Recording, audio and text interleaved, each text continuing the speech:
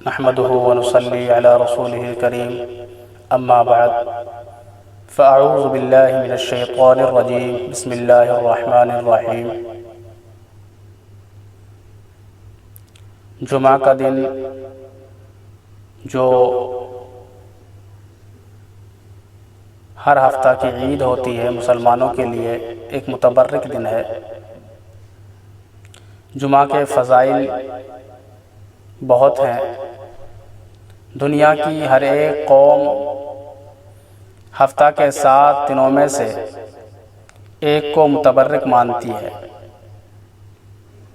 اس میں کوئی اختلاف نہیں ہے۔ ہاں، اس دن کے مقرر کرنے میں اختلاف ہے۔ مثلا کچھ قومیں منگل کو متبرک مانتی ہیں، کسی مذہب کے پر و پیر کو مقدس مانتے ہیں، یہودی سنیچر ہفتہ کے دن کو اور عیسائی اتوار کے دن کو مقدس مانتے ہیں۔ صحابہ کرام رضوان اللہ علیہم اجمعین نے جمعہ کا دن منتخب کیا، جس کو وہ اپنی زبان میں عروبہ کہتے ہیں،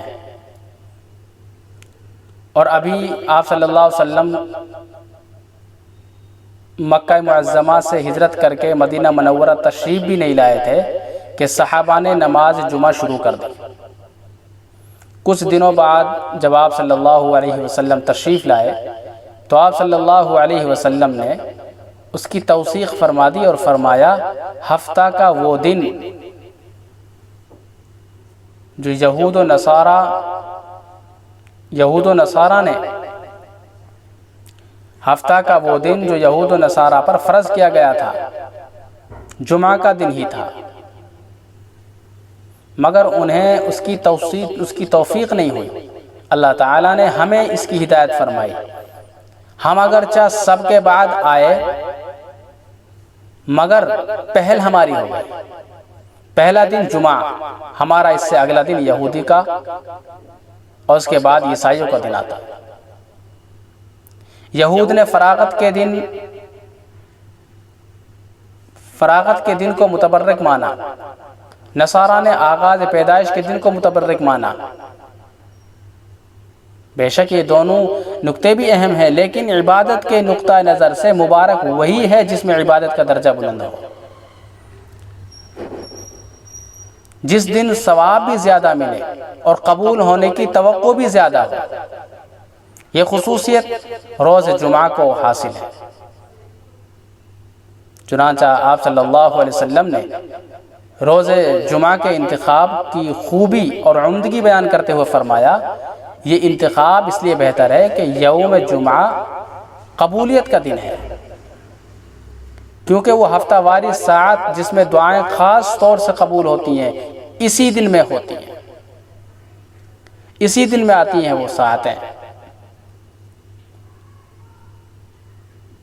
گویا جس طرح قمری سال کی 355 راتوں میں ایک رات قبولیت دعا کے لیے مخصوص ہے جس کو شب قدر کہتے ہیں، ایسے ہی ہفتہ کی 168 ساعتوں میں ایک ساعت قبولیت دعا کے لیے مخصوص ہے جو جمعہ کا دن ہوتی ہے۔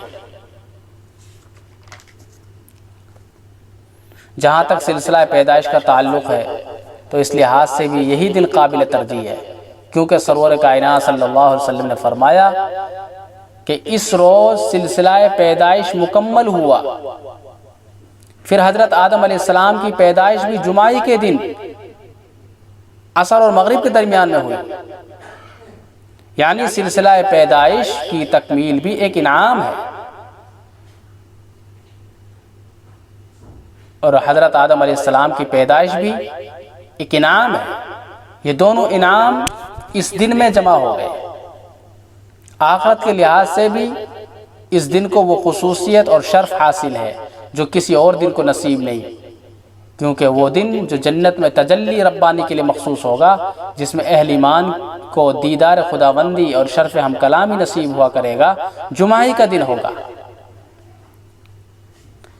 پس یہ وہ روز سعید ہے جس کی فطرت میں ازل سے لے کر ابد تک سعادت ہی سعادت اور برکت ہی برکت ہے، اس لیے یہ کہنا درست ہے کہ یہ ہفتہ واری عید ہے۔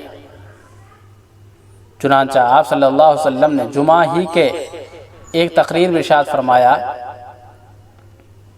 مسلمانوں، اللہ نے اس دن کو تمہارے لیے عید بنایا ہے، لہٰذا آج غسل کرو، میسر ہو تو خوشبو لگاؤ، مسواک کرو۔ روز جمعہ ان تمام دنوں میں بہتر ہے جن پر آفتاب طلوع ہوتا ہے۔ دین کامل کی تعلیم مکمل کا پہلا کمال تو یہ ہے کہ ہفتہ واری عید کے لیے وہ دن منتخب ہوا جو ہر لحاظ سے بہتر ہے، جس میں ایک ایسی پارس کی پتھر ہے، ایک ایسی پارس کی پتھری ہے کہ اگر میسر آ جائے تو انسان کو کندن بنا دیتی ہے۔